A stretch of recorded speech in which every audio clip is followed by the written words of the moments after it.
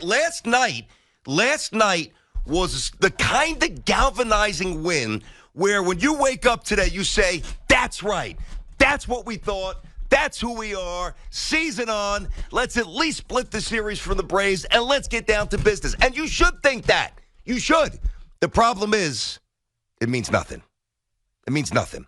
And I'll tell you why. And I hate that I've got to be the bearer of bad news with this, but it means nothing big picture.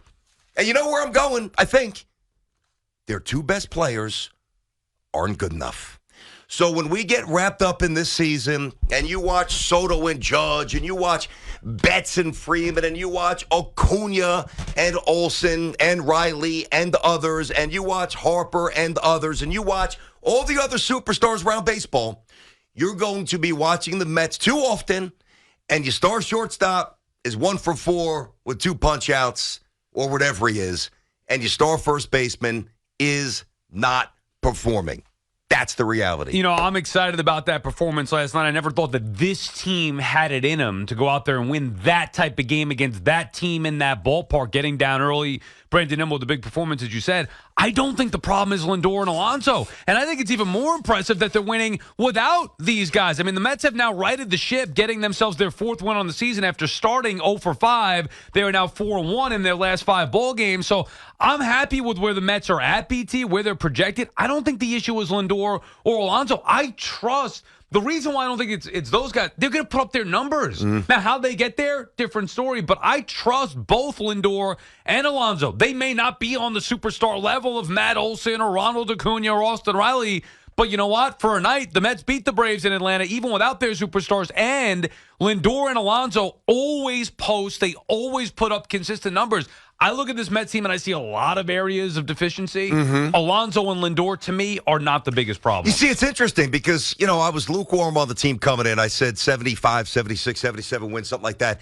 And the more I watch the Mets this year, and I watch every game. You know, I do the juggle like Sal does. I do the juggle. You got the Yankees on DVR. You go back and forth, and you make sure that you watch both teams. And as I watch the Mets play, you know, going back to the Cincinnati series and showing some real resolve, I'm seeing a roster that I think is a little bit, I don't want to overstate it, is a little bit better than I thought that it would be. Like, as much as everybody was crushing Stearns and mocking his offseason activity, I got to tell you, the pitching staff, at least early on, in small doses, starting, he's assembled at least a competent staff. Yeah, but I mean, that's been 10 days. No, but I'm just reacting to the 10 days. No doubt about it. And I understand. Now, Sal's not wrong when he says this. Yeah, Alonso's going to get his 40-something bombs, and, you know, at the end of the year, Lindor's going to be in the neighborhood of 30-ish, whatever. But the problem is, when it's time to go to battle and it's time to go toe-to-toe, and I don't mean for a night or a week, even a month, I mean 7-8 weeks of the highest level, the best brand of baseball that you can possibly conceive. The two Mets superstars, and I use that term very loosely because they're not superstars. They're stars, at least Pete is, and Lindor's close. They are not as good as the other tandem, duo, trio stars in baseball. They're just not. So as Beatty's grown in front of your eyes, which is a great thing, as the pitching staff has probably overachieved a bit, but maybe at least showing signs of being competent, you look at the two, at least in theory, the two guys who are supposed to lead the way. Last year, Alonso morphed into a low-average, high-miss player. And you know what? He's not really showing signs of rectifying that this year. He is striking out a ton. And you guys know where I stand on Lindor. Good player, not nearly as good as many of you think he is. So if I'm right, which I believe that I am, the Mets season's going nowhere. And that stinks because if their two stars were actually legitimate superstars, like a lot of people think that they are, this team might be able to mess around to be a playoff team. Yeah, I have a lot of concerns about the Mets. Lindor and Alonso aren't it. Even though Pete looks lost right now, and even though I don't believe he's a superstar, and he's not going to, you know, Pete thinks he's Aaron Judge. He's not going to get Aaron Judge money. Pete will hit his home runs. And it's not even going to come in bunches. Once he gets going, he'll be consistent with it as he always is. I'm worried about the pitching. I'm worried about the bullpen. I'm worried about the manager and his usage of the bullpen. There are things, I'm worried about Beatty being sustainable. What's Alvarez going to do in his second year here? I have a lot of concerns with this Mets team. Harrison Bader in the outfield. Who is the outfield? Marte, I have issues there. I don't have issues with Brandon Nimmo. I think he could be an X factor And if he plays at an all-star level, like you saw last night, that will take this team to another level.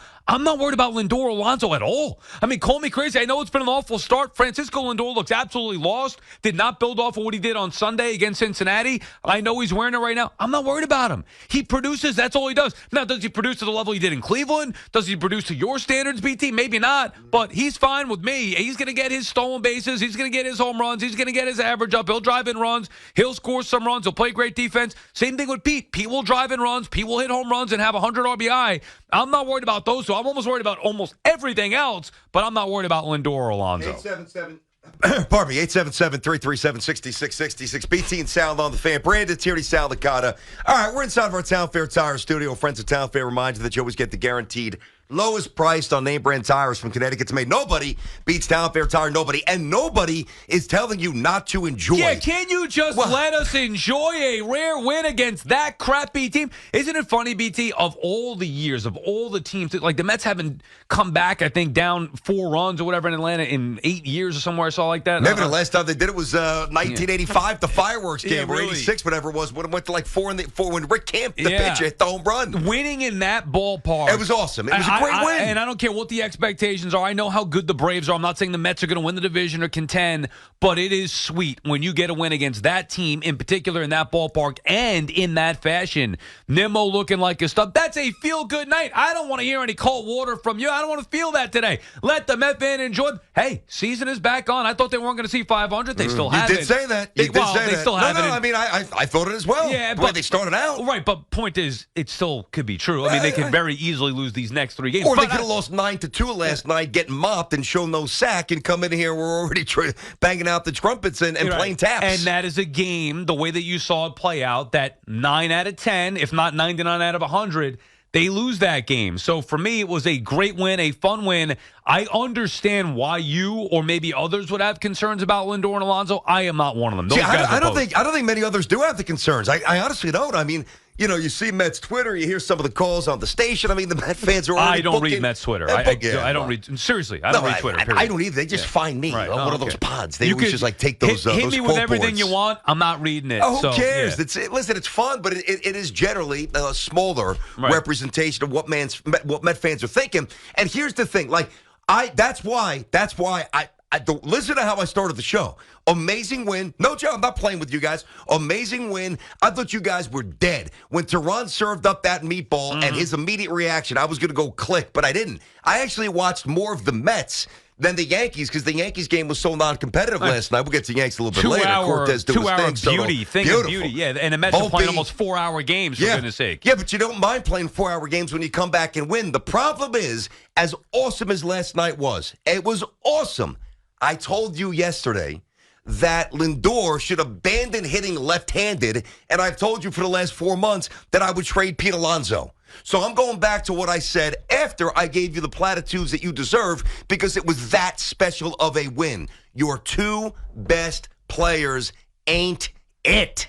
Not good enough. Enjoy the win. Unfortunately, it's not a foreshadow of things to come. It's not. 877-337-6666. Chris in Manhattan. Chris, what's going on, buddy? BT and Sal.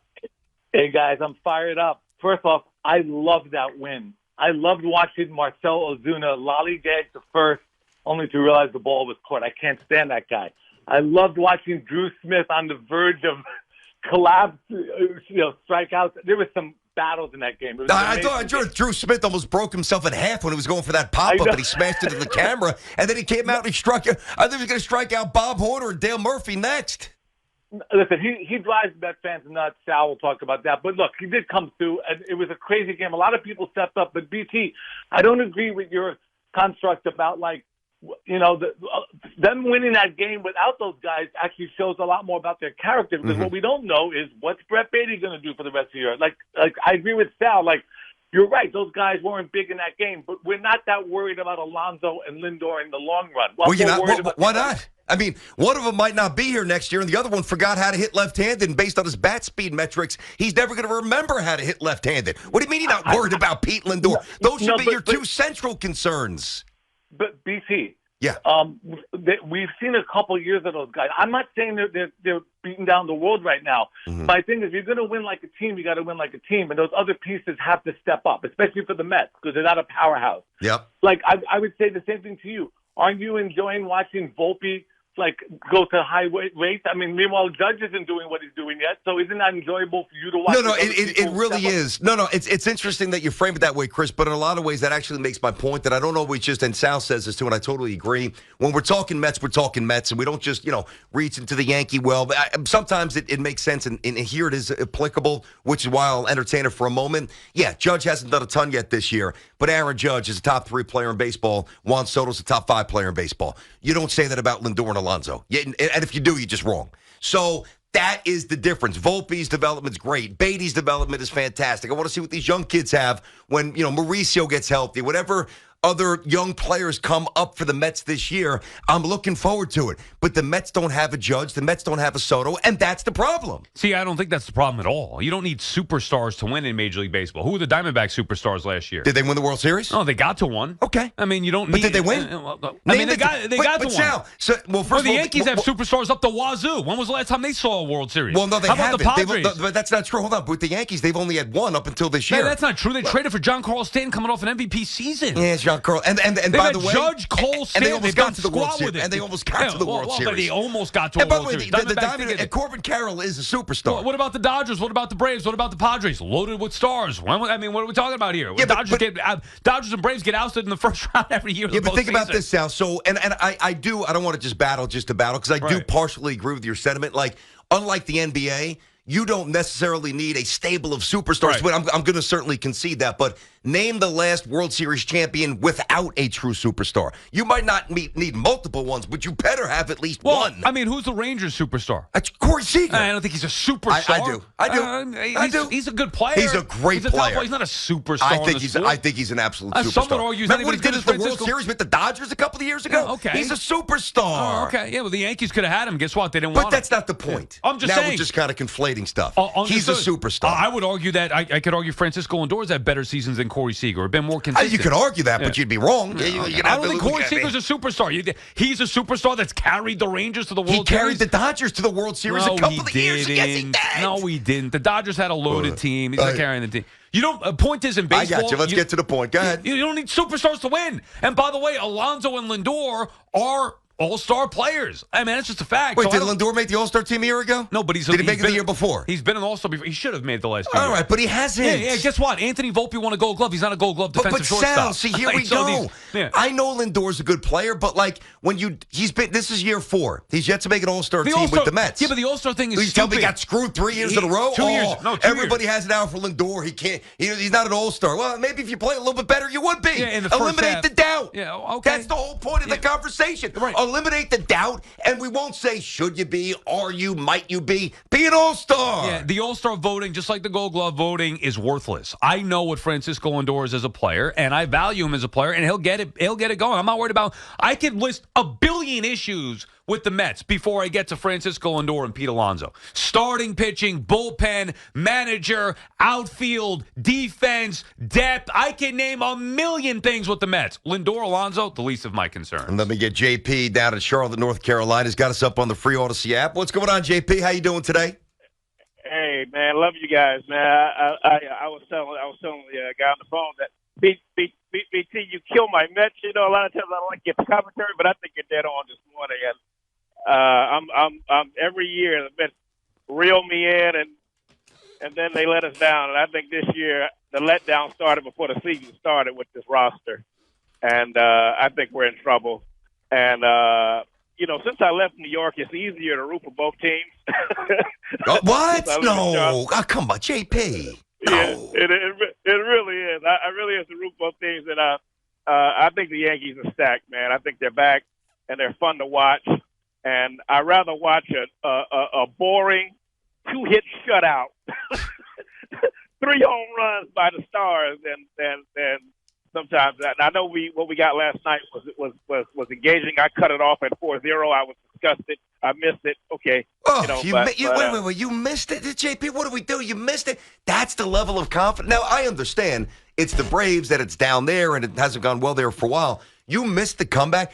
I mean, that very well might have been and might go down as the best. Listen, I'm sure they'll have a walk-off. Every team does. But in terms of who you played, where it was, Nimmo, I mean, that might be the best Mets game of the season. Well, now they've got a chance to do something special here and actually win a series, at the very least split a series, and the expectations after a game should be changed in my mind. Again, I'm not, with this Mets team, let's keep it, as real as we can, not overreact to one game. However, I've seen better teams, better Met teams, more talented Met teams fail in that building. And maybe there's something to be said about having guys that play free and easy. Some of the guys like Tyrone Taylor, who seems to be a gamer, playing good defense, being a clutch guy, some of the guys out of the bullpen, whatever it may be, maybe not being, even DJ Stewart finally getting his first hit, a big two-run homer. Brandon Nimmo certainly not looking intimidated, big home runs against a lefty. The Mets they didn't play a perfect game last night, but they played a tough game. For a team that's been deemed soft, they played a tough game last night, and the fact that they could win a game like that without Alonso and Lindor contributing, to me, says a lot, because I think those guys are going to get it going maybe as early as tonight. 877-337-6666. Listen, full transparency here. If you take everything that went down from last night, and everything happened, but the one difference was that, at least the way I view it, Lindor and Alonso were true superstars. You know what I'm saying today? I'm saying the Mets are a playoff team. That's what I'm saying. That's how, and not just because of the one game, but then you throw in the Nimmo element, you throw in Beatty's development. When your two best players, and maybe we're going to debate if they still are their two best players. I don't know. I mean, I'll still give them that. I think some might say that it's Nimmo over Lindor at this point. Pete's still among the two best. Maybe you think Nimmo is over Francisco Lindor. But their inconsistencies will deprive them of a season of accomplishment that is within their reach, because I think Stearns put together a better roster than I initially thought. It's not hapless. They've got some spark plugs. Nimmo's a good player. Right. Alvarez is going to be a stud. I like Beatty, and Beatty's rewarding my faith early on.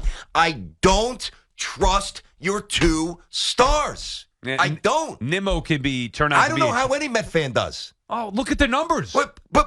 But you love the numbers, and we're not going to go over and recite them all. But we can't again. No, I know, but every year those guys put up numbers. Okay, can I ask you though? Every year they play 160 games. They put up consistent numbers. They do, and I respect that. They do post. I really mean that. If those guys, I value consistency. We were talking about it last night with Hank Aaron. I think he never hit over, was it 60 or 50? No, never had more than 50. Never out of the 40s. Right. Okay. Never out of the 40s. Amazing. Right. That's what I thought. Never hit over 50, but still had the most home runs at 715. I think it was 47 was the exact number. Because a model of consistency. Fred McGriff, one of my favorite players of all time. Consistency. That's why I value Lindor and Alonso. It may be tricky throughout the course of some months of the season to get there, but ultimately they play every day, and at the end of the year they put up their numbers, so they will get it going. Now, Lindor may have a real hot streak. Who knows when that's going to come, but to get to those numbers, you're going to have it after the start.